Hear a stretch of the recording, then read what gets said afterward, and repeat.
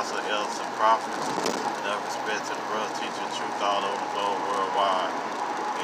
This is going to be part 2. Yahwashi did not die for everybody.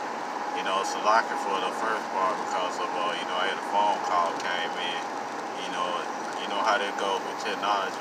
Once a phone call comes in, it knocks you off of what you're doing, and then it makes you start over. You see, but getting back on point, what I was saying, before the phone call was coming in, I was saying in the first video, pretty much Yahwashi didn't die for everybody. You see, he only died for Israel,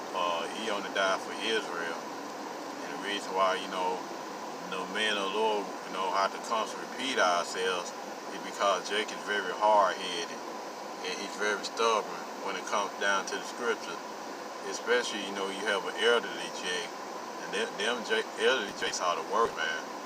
You see, especially when you have a younger Jake showing him in the scriptures that the Most High only died, Yahwashi's son only died for Israel, and he didn't die for the other nations.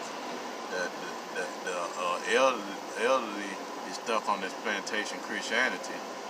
And the scripture also saying, and Yahwashi also saying, Matthew, he said, don't cast your pearls before swine, unless they trample them on their feet and turn again and rend you. And you see, when you start telling the elderly Israelites that Yahwashi only died for his people, for Israel, what I'm saying, they get all messed up on the inside, and then they come back, and the first scripture that they read, what they'll run to is John 3:16.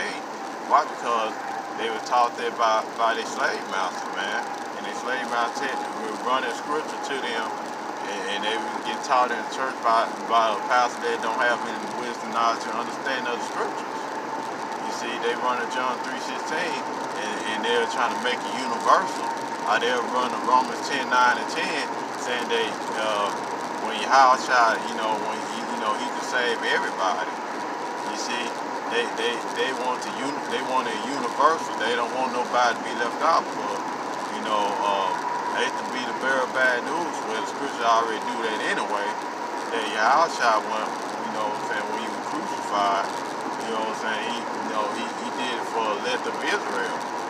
You see, he didn't do it for he didn't do it for the whole world. You know what? Because the whole world not going to receive the truth, man.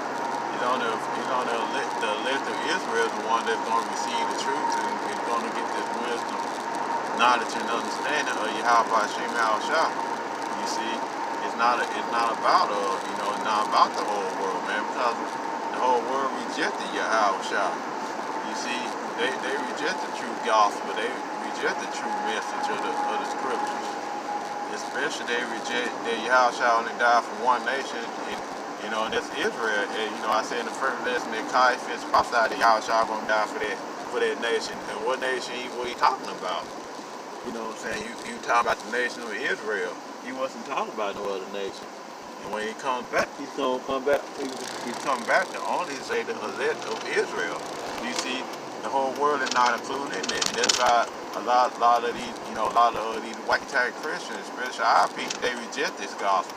Why? Because they don't believe that Yahweh is going to he just come back for Israel.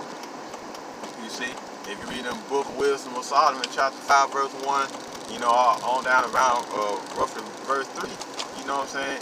He had people that mocked the men of the Lord. But then when Yahweh returned, he only returned for, the elect. Those men, the true prophet, men of the Lord that stand on the highway byways teaching and breaking down the scriptures properly and keeping the law, statute, commandment to the best of their ability. And when you show that to these wacky tank Christians, especially elderly Christians, you know what I'm saying, they get offended by it. You know what I'm saying? They get offended that the people that they reputed as nothing, man. They're made fun of them.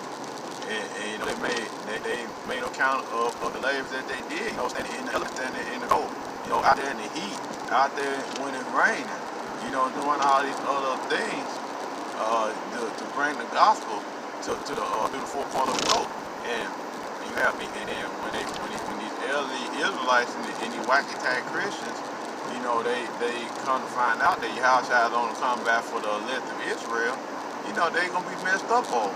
Because they thought that Yahwashi return is gonna be all glorious. But when Yahwashi return, it's gonna be a dreadful day. And it's gonna be dreadful for. It's gonna be dreadful for you know, the other nations as well as Esau Edom. And it's gonna be dreadful for the Israelites because guess what? They was told that they was the chosen people. And guess what? They rejected it.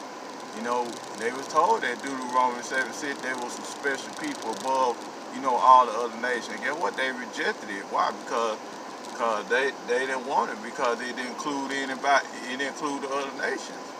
And we tell you that the Most High doesn't accept the other nations. And it's just what it is.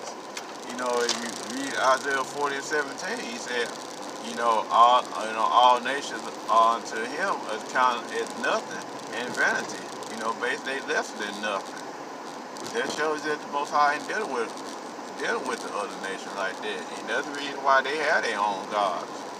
You see, that's the reason why they could serve all these gods and everything else, because the Most High is not dealing with them. And he never will deal with them. Because Scripture says he made the world for our sake. And who's he made for? He made for Israel. And why would all the other nations were created? They were created to serve the Israelites. You see, you know, it's not a hard concept to figure it out, man. You know, you just have to have the spirit, you know, to understand the fact of the matter that the Scripture is not talking about the other nations. You see, he only talking about Israel. And that's what a lot of people get messed up over, because they don't want to hear the true fact of the matter that the Most High is not dealing with the other nations. He only dealing with Israel. And when you tell our people that, they get messed up over it. And they reject the gospel.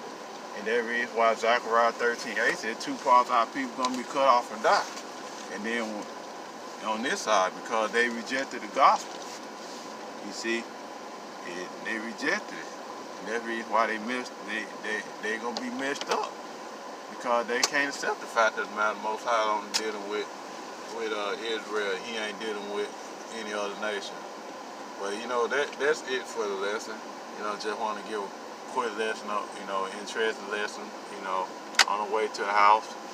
You know, I want to say all praise to the Most High, Yahweh, Hashem, Yahwashi.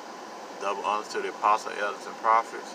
Another respect to brothers teaching truth all over the globe, worldwide. See you again with another lesson real soon, Yahweh willing. Shalom, Baba Ball, and Kwam Yasharala.